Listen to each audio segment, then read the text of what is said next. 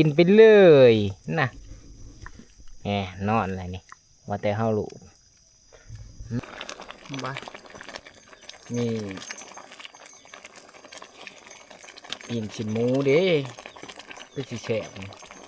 หมดอ้าวจะแม่นเจ้ากินเนาะโอ้เสเวิร์นแล้วเจ้าอลีเลยบริคิดแล้วสิได้ขึ้นดีๆสิเราก็บ่กินยากเอาบ่สูเสียน้อยนึงเจ้าสูน้อยนึง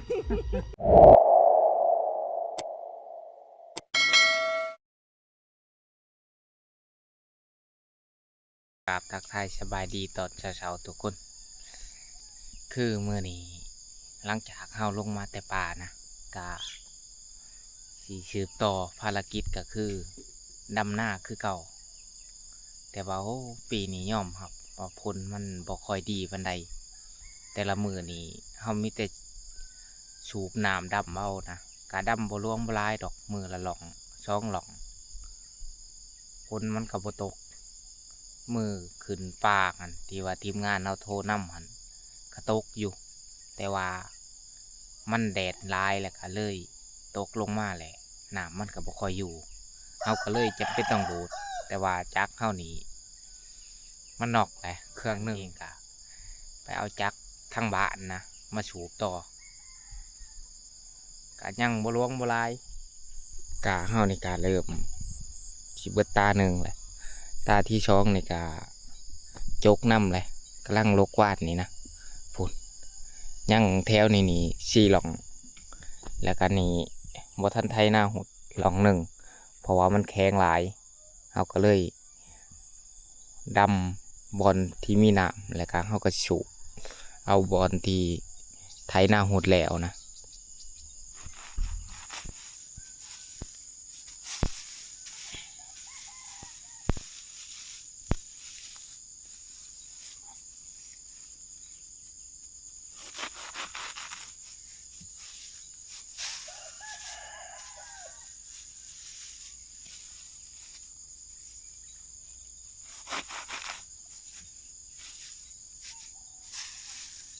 น้องน้ำพ้นเพิ่นกับว่าท่านตื่นเมื่อคืน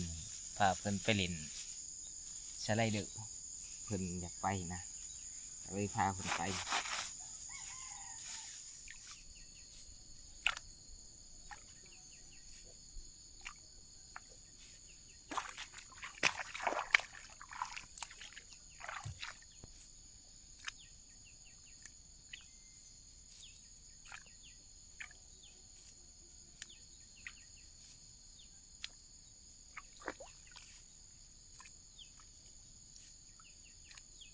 นั่งตื่นแล้วตื่นไหมตื่นไปเจอออกมาตื่นแล้วก็กอดเลยโหดิ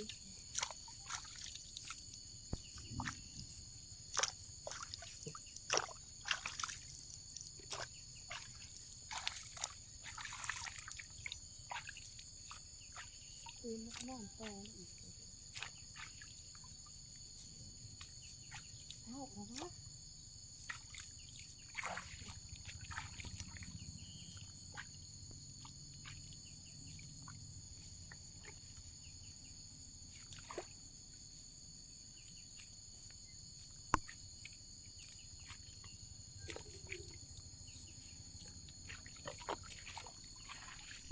ขึ้นกินเขาก่อนวันนี้กำลัง7 โมงกว่านะเฮาดำกะใกล้เคืองไปแหละเฉพาะลองนี่เห็นยังยังพอฮะถ้าทำเนี่ย เกลือบ่นมหมู พี่แม่เอาห้ามให้มันฮะ พี่แม่เอาห้ามให้มันพอบอกยังหวาน บอกแค่เอาห้ามให้งูกับโมแมน นมหมู เจ้าว่าบอกยังแน่ ให้ไปทีเดียวยัง ลบไป ไปไหมมาก่อนเนี่ย ถึงจะโทรศัพท์แม่มาเห็นแน่ไป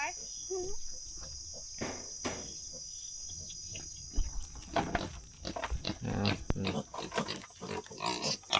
เกลือเพื่อนนะบ่คอยได้เอาออกทั้งจูเนียร์ทั้ง โผกาดดีคนอยากออกบ่ได้เอาออกที่5 มื้อเลย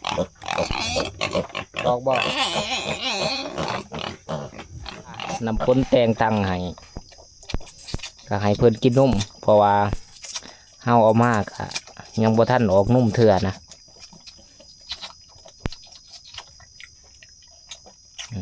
นาก็หดๆอิ่มแล้วนี่จากตัวนี้นี่ติดแล้วมันเลี้ยงบ่ขึ้นแต่ว่าเฮาจักหน่วยใหม่มา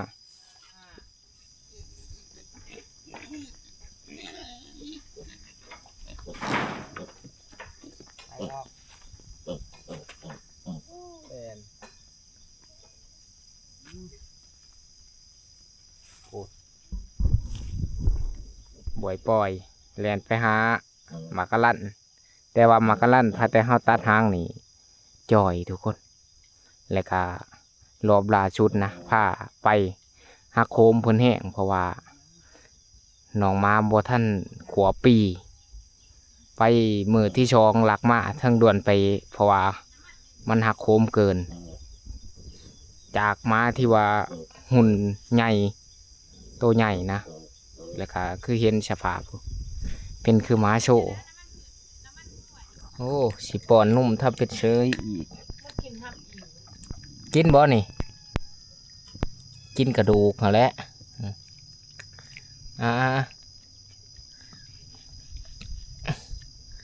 บอกกินแล้วก็เศร้าได้ดิไปเชยเข่าหน้าดำเฮาดำมือแหลกอะมันกำลังเริ่มถอดยอดเลยตามแต่จริงหันเฮากระดำหันประมาณทิศนะแต่ว่าได้เห็ดเวียกตัวจริงกะวาง2-3 มือว่าได้เห็ดเต็มทีเพราะว่าเฮาลงนี่ดำได้งานหนึ่งงานที่2กะทีมงานเขาโทรมาก็เลยจำเป็นได้ขึ้นไปป่าแล้วก็มาสืบต่อหลังจากหากินโยงจูเนียเอ้ยมาพี่โอ้เห็ดเป็นมื้อเฉยอีกบัดยามอยากนุ่มมันนะกัดตีนกัดหยังพูดกันแล่นมาพี่ดิมาเด้อโอ้ยดิ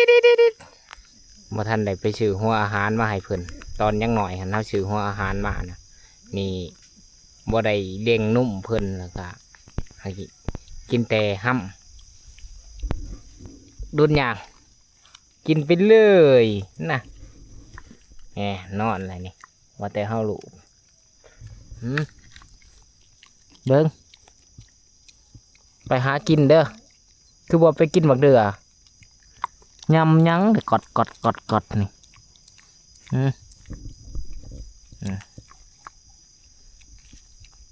แช่บ่เงี้ยปุ๊ดน้องน้ำพ้นเพิ่นกัดขึ้นเที่ยงแล้วก็บ่ลงปัด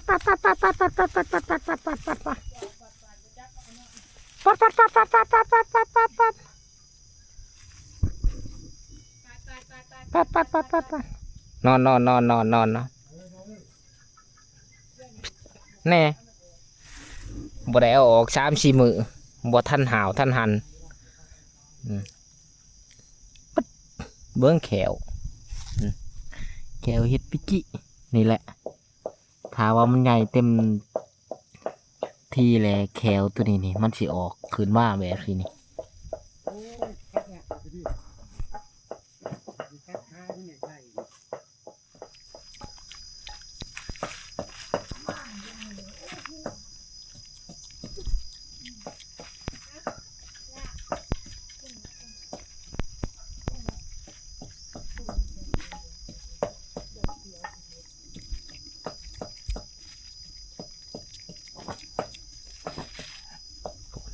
ขาไปแหละ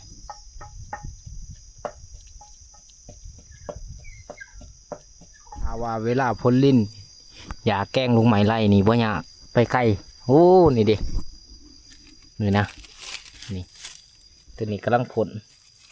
เอาเชียมมาเบิ้งหล่ะเคยเห็นตั้งแต่มื้อนะพวกเจ้าเห็นเลยบ่มือนี่สิแกล้งลุงไหมกินมือเคยทมไว้ได้เลยนะแม่นบ่มื้อนะคุดแล้วก็ทมไว้3-4 อันผ นบ่ลิ้นแล้วมันบ่ตก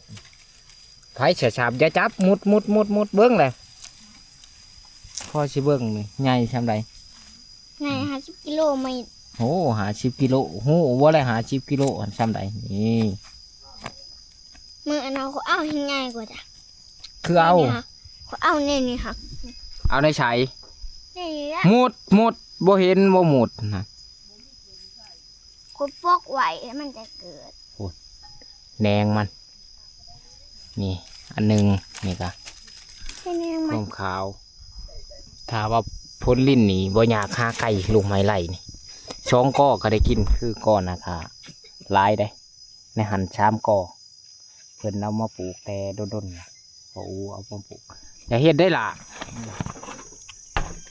อาหารไก่จักโตน่ะนี่ ช่อง โอ้ไก่ช่องโตตำมะทั่วเมียนมะเขือแจวเอานั่นบัดนี้กินข้าวน้ำกัน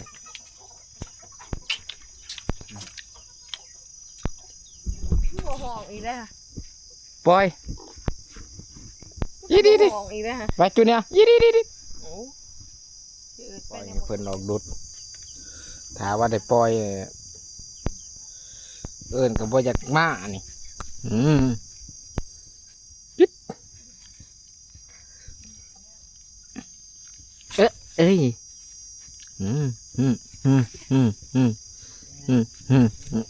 เดี๋ยวเจาะอย่าเท่านะอย่ามา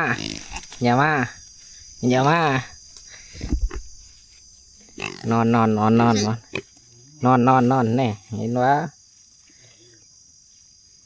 ปาดแช่โอ้ยโหเบิ่งหมูเด้อล่ะเด้อบ่ใหญ่ปานใดเพราะว่าเฮาบ่ได้คอยปล่อย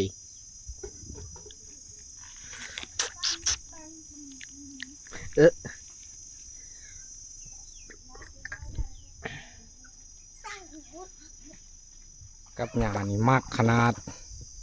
เอาหลังจากกินข้าวกินน้ำเฮาก็มาสืบต่อนี่ก็ยังบ่ลวงบ่หลายประมาณ4-5 นานะ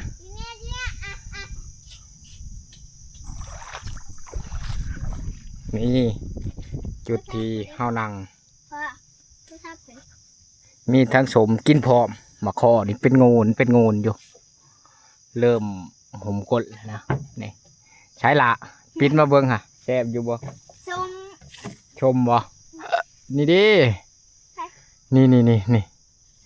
บ่นี่ตัวต่ำๆชุกแล้วบ่เบิ้งกินเบิ้งแหละใส่เฮ้ยชมนี่ใช่ฮะใช้นวลมันเบิ้งพอเบิ้งเนี่ยนี่คือดำมาแท้ล่างบ่หนาโอ้เบิ้งน้องเด้อน้ำมันกับบรวงบลายเฮากะสีสูบน้ำขึ้นบ่มไว้นะเพราะว่าเฮ็ดให้ดินมันเปื่อย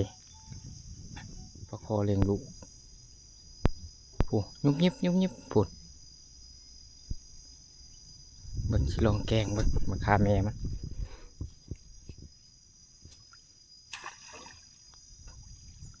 โอ้แตกฉุอันเลยจากหน่วยใหม่ที่แต้วน้ำอยู่บ้าน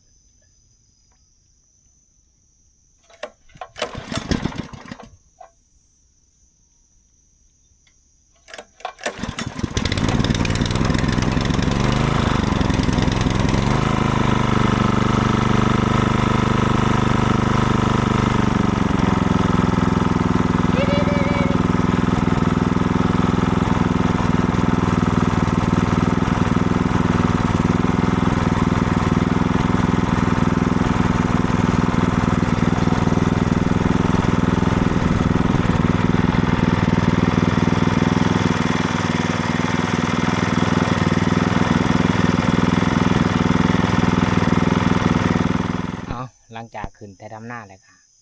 เฮาสิไถหน้าไว้นะชวนแม่น้องน้ำพ่นเพิ่นก็ไปลูกกาทุกคนเพิ่นลกอยู่พุ่นชวนในผ่านที่ไถหลองนี่ไว้เพราะว่าโบมน้ำนะ ให้ดินมันอ่อนน้ำนี่เฮาจูบเอาแล้ว ดินมันยังบ่ทันอ่อนก็เลยสิไถไว้ตอนนี้ก็เวลา10 โมงกว่าสิเข้า11แหละ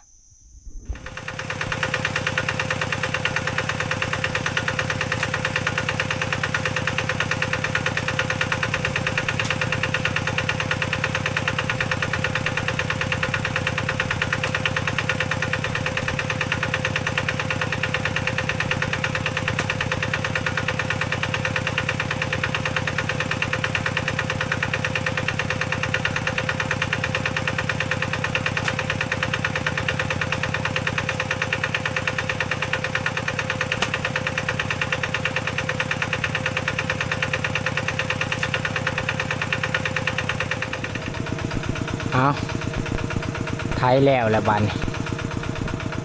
มีแต่เฮาสิเอารถขึ้นไปผู้เลยนะมื้ออื่นหรือว่าตอนแรกหลังจากขึ้นแต่โลกาแหละในพานเองก็สิมาขาดไว้เพราะว่าแล้วก็ตื่นเช้ามาเฮาก็จังสิได้ลงแต่เช้ากะดำมื้อละลองช่องลองไปแต่ว่ากามันบ่ค่อยได้นะถ้าว่ากาได้ก็คือสิอีกบ่ดนก็คือสิแล้วเพราะว่าในนี่ก็ยังช่องลองแล้วก็พังนำยังชามแต่ว่าบ่ทันไทยหุดนะแล้วก็ที่เหลือก็แม่นตะกา3 ตา 4 ตาเทิงตัวนี้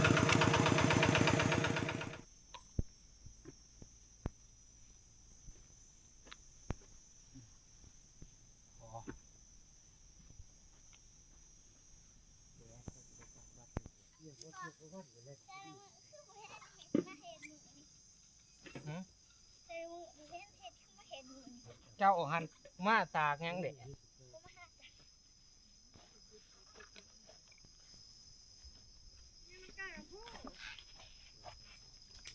ลบโอ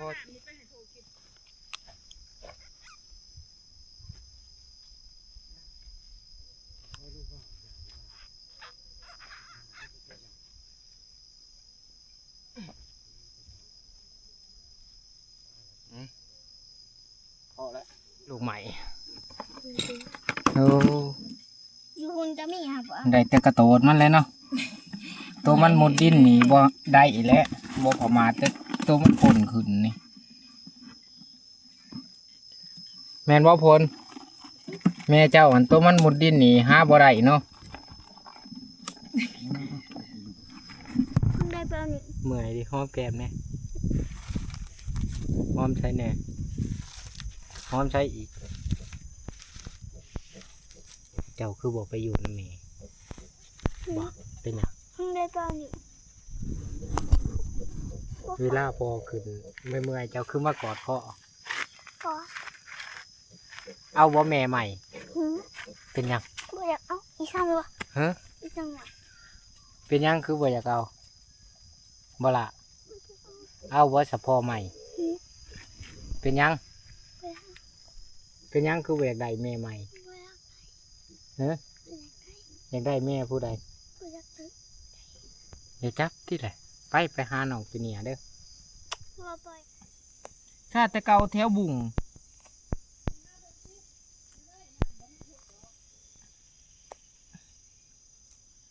เดี๋ยวก่อนเจ้าสิเก็บบ่พักแยง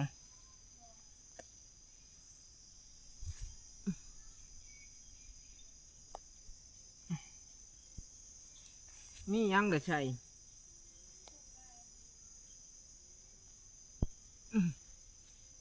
พักแยงกับเบี้ยน้อยแท้จะน้อยไทยนี่บ่ได้อันนั้นได้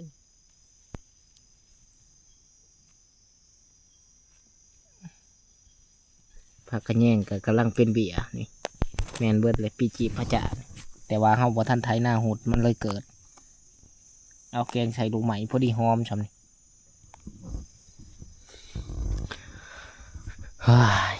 ขึ้นเพื่อได้ขึ้นแต่งานให้งานหน้านี่ถือเบี้ยใหญ่กันใหญ่เฮ้ยเห็นยัง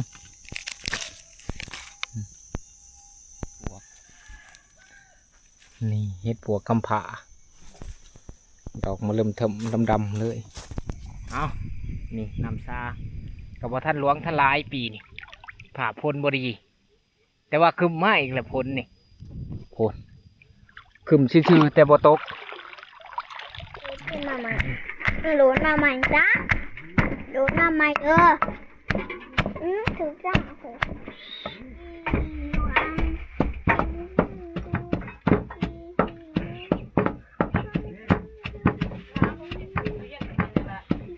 โอ้ย ห้องดังที่ตื่นไดมาพลิกล้อเจ้าใช่แล้วบ่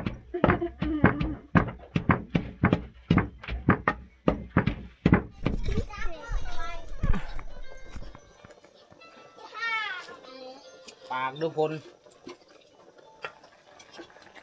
ชีวิตเอาเก่ากล้วยเองโอ้ตุกจ่าตุกจ่า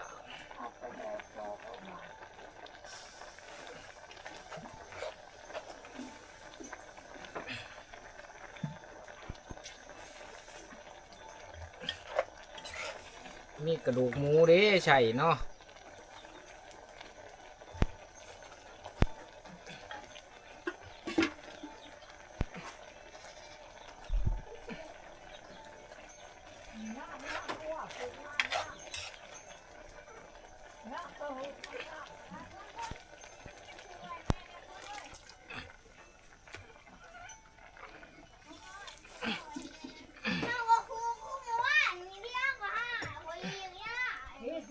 นูปอแปมบ่ใส่มันบ่แม่นแนว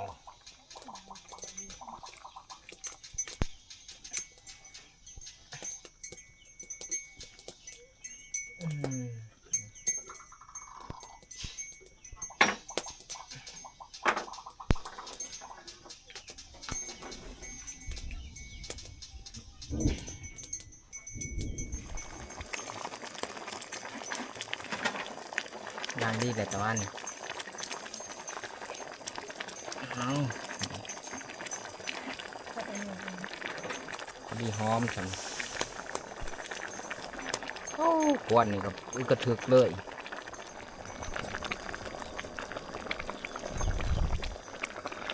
บ้า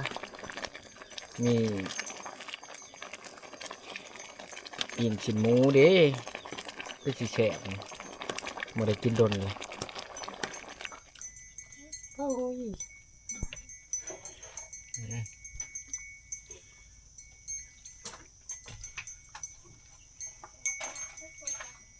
บ่มีพักเนาะ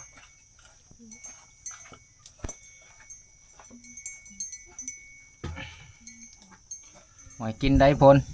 บ่อยาก บ่อยากบ่พอกินเบิดได้ เบิ่งคุยยา มา กิน กินข้าวน้ำกันหลังจากกินข้าวกินน้ำแล้วในพานเองก็สิลงโลกาก่อนบัดนี้ทุกคน เพื่อกินข้าวแล้วก็พอดี2 โมงเอาขึ้นกะเที่ยงเลยนะนี่แหละหน้าที่ยังกะ3 หล่องแล้วก็ทางหน้าหันกะ3ไถนาหูดแล้วแต่ว่านี่บ่ทันไถนะน้ำก็บ่มีบัดนี้จักสิเฮ็ดจังไดโอ้ยคือยากเด้อเนาะกะเอ้ย วานปุ้ยชัยนี่หัว จะชิลกกันก็ชิลกกันนะเนี่ยเอาในเด่น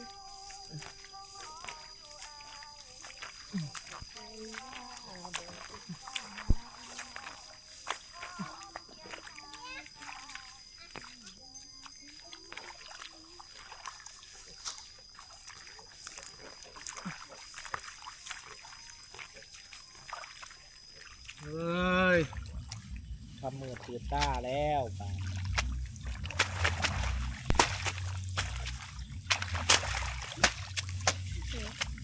เดี๋ยวเราทำก่อนจะเตะกาถึงได้เนาะขอกระเตะจังสิได้เปิดก่อน ตอนเมียไม่ทำไมไม่เจอ เดี๋ยวหน่อยขอแหะกาว่าจะใช้อะไรวีวะกาลอยมาจะใช้ผ่านวะ แต่พี่ต้องเธอ เช็ดหาเธอไม่มีวันหยุดโอ้กามเทศ แซ่บยังบ่พอได้เอาสิเมียผมไปแซ่บ ไม่เกี่ยวกันยังมา ไหวเกี่ยวแล้วข่อยเป็นคนเติมเน็ต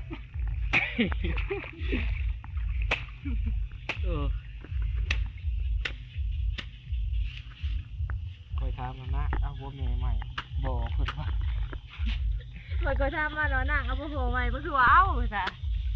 แต่ว่ามันบ่อยากได้แม่ใหม่แล้วมันอยากได้พ่อใหม่ ลกว่าอย่างหมอ โอ้ยว่าดีใจได้กลัวดี โอ้ยเจ้าหันดีแล้วได้คอย ก็ดีเลยเฮ้ยวุ่นออกมาเลยได้จ้ะใครสิไปคิดเอาข่อยสิได้ผัวดีๆงามๆจังซี่ บ่กระต้อบ่หรืออีหยัง อันนี้ผมบ่ได้คิดว่าข่อยสิได้ผัวดีจังซี่เขาคิดว่าข่อยสิได้ผัวสูงมากอ่ะบ่ดงก้าวบ่กินเหล้าเมาเบียร์มากเขาปี้กัน นี่เป็นสิตอยแล้วนี่ อันนี้เลยบ่ได้คิดว่าสิได้ขึ้นดีๆจังซี่เราก็บ่กินยากเอาไปสิเสียน้อยหนึงเจ้าสูน้อยหนึง บ่ได้เจอชู้ อันนี้ดีทุกอย่าง อ้าวจะแม่นเจ้ากินเนาะโอ้สะเวิร์นแล้วเจ้าพากะโหกินเนี่ยเอ้ยเอาโหเอื่อยก็จักว่าใช้แหละเอื่อยดุดอ้าวตอนนี้ก็6 โมงกว่าแล้วทุกคนสิเข้า7 โมงแหละแต่ว่ามันบ่ทันค่ำนะในพานนี่ก็สิไปขาดหน้าไว้เพราะว่ามื้ออื่นเฮาก็สิได้ดำหน้าแต่เช้าโอ้ยคำมือแต่ละมือ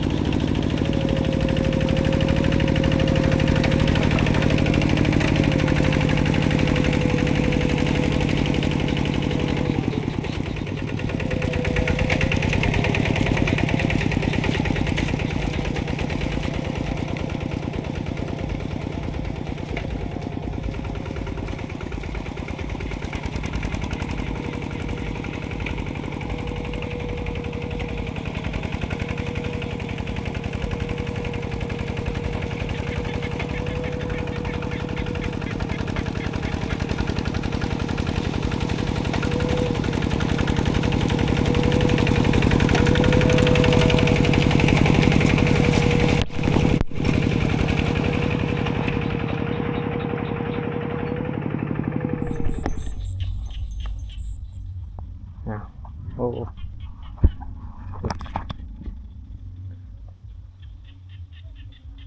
เขียดหน่อยห้องเฮ็ดยังล่ะ สิไปอีกมากสิไปพักละ ฮะถือหม้อหนึ่งยังฮะ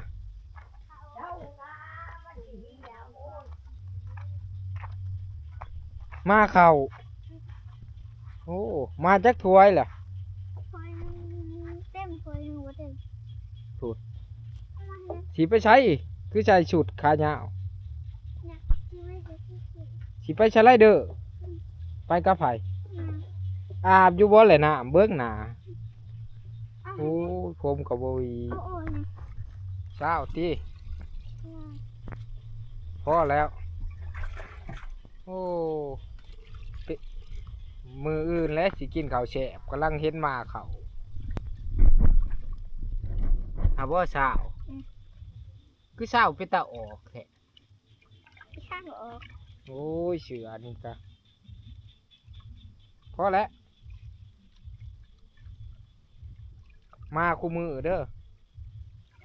เอาตอนนี้คำแล้วทุกคนนายพันเองก็สิห้าอาบน้ำนอนพักผ่อนนะกับพอดีทุ่มหนึ่งพอดีเพื่อได้ขึ้นแต่งานให้งานนะเอาหลังจากอาบน้ำแล้วนายพันเองก็สิขอปิดวิดีโอไว้เพียงเท่านี้ขอบใจFCทุกคนนะที่เสียฉลาอันมีค่าของทานเข้ามาติดตามรับเบิ่งรับชมคลิปของนายพันตั้งแต่ต้นจนจบคลิปที่สำคัญก็อย่าลืมฝากกดไลค์กดแชร์และกดติดตาม เพื่อเป็นกำลังใจให้นายพันเฮ็ดคลิปใหม่ๆให้ทุกคนได้รับเบิ่งรับชม